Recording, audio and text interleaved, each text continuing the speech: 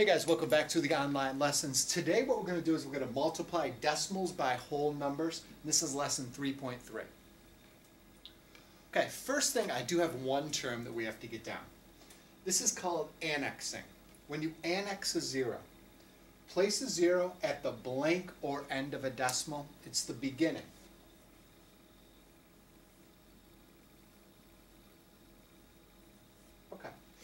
Again, I'm going to refer to it in class as annexing. Instead of adding a zero, what I'm going to call it is annexing. Say, for example, I have 9/10. Right? Recognize it? Decimal point 9. To annex a zero, you could put it at the end. Now it just reads 90 hundredths, which is equal to 9/10. Or you can annex by putting it at the beginning. And taking a look, it's still the same number. It still is 9/10, 90 hundredths, same thing. You can annex as many zeros as what you need. And it would still continue to just be that same number. Again, this is only dealing with decimals, not with whole numbers. You'll see when we get into multiplying why annexing is important. But for now, you just need to know, in class I'm going to try to use the term annex instead of saying adding a zero at the beginning or end. Okay, make sure you have this down. Let's keep going. Okay, first I want to give you some steps.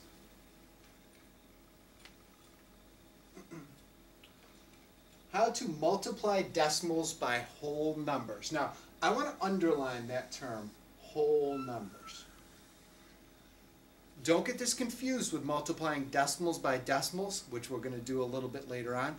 These rules only apply to a decimal by a whole number. Okay? So first, we're going to blank the decimals. We're going to ignore the decimals. And I'm going to throw this pen out because it doesn't work.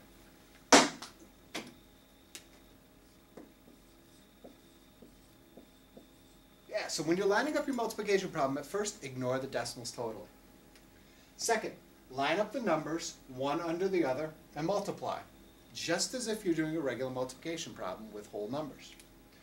Third, what you're going to do is you're going to count the blank places to the right of the decimals in the number that you multiply. We're going to count the decimal places.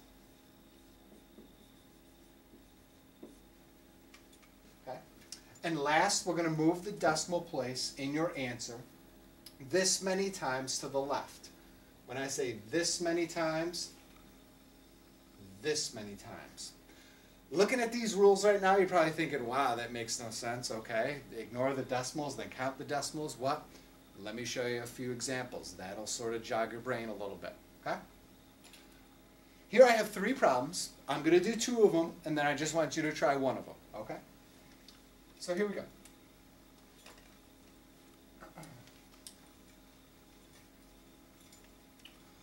We're going to multiply the decimal by the whole number. The whole number in this case is 2. Okay? When I line them up, what I do is I find it easier. Which one has the most digits? See, this one has 1, 2, 3, 4 digits. It only has 1 digit. I'm going to put the lower number of digits on the bottom. It's just easier for me to visualize. So this one is 4, so I'm going to put that one on top. 0.018 times 2. Okay. Notice I did step 1. Step 1 was ignore the decimals. I did not line the decimals up. I just completely ignored it. Then I put 1 right on top of the other one. And now we're going to multiply. 2 times 8 is 16. 6, carry the 1. 2 times 1 is 3. Sorry. 2 times 1 is 2, plus 1 is 3. 2 times 0 is 0. 2 times 0 is 0. Notice again when I multiply, I just skipped right over the decimal. Ignore it. Multiply as normal. Now, this is when we go back and we count the number of decimal places in the numbers we multiplied. So this top one, I'm counting the numbers to the right of the decimal. Here's the decimal, 1, 2, 3 places. So that is 3 places. This one here doesn't have any places after the decimal. So that's 0. I have 3 places, I have 0 places, so now I have to add 3 plus 0 is just 3. Right now the decimal's here. I have to move it 1, 2, 3 places to make it here. So my answer is 0, decimal point 036. Okay? Just to recap and refresh how we did it. Ignored the decimals, line them up, multiplied as normal. Then I count. This has 1, 2, 3 decimal places. This has none. So I move it 1, 2, 3 decimal places, and there's my answer. Okay? Let's try another one.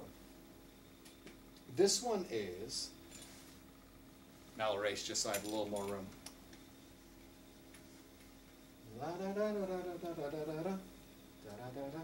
Perfect. Okay. This one, again, I have 1, 2, 3 digits. That one's just 1. I'll put the one with 3 digits on top. Again, it doesn't matter which one you put on top. It's just easier for me.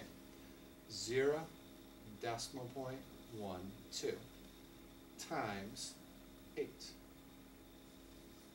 Okay. Ignored the decimal places, lined them up one on top of the other, and now you multiply. 8 times 2 is 16. 6 carry the 1. 8 times 1 is 8, plus 1 is 9. 8 times 0 is 0. Now, 0, 9, 6. I need a decimal because there's a decimal there. 1, 2 places, 0 places. So I have to move it 2 places. Remember the decimal's here right now. Move it once, move it twice. Now my new decimal is there. And my answer is 0, decimal point 96. Okay. Simple enough. This is the third one. This is the one I want you to try on your own. I'll set it up for you then. This one, 1, 2, 3, 4, and then times 11.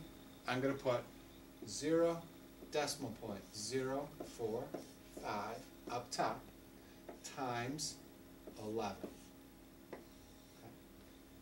We lined them up. Ignore the decimal, multiply as normal, count how many decimal places, and move it that many spots in your answer.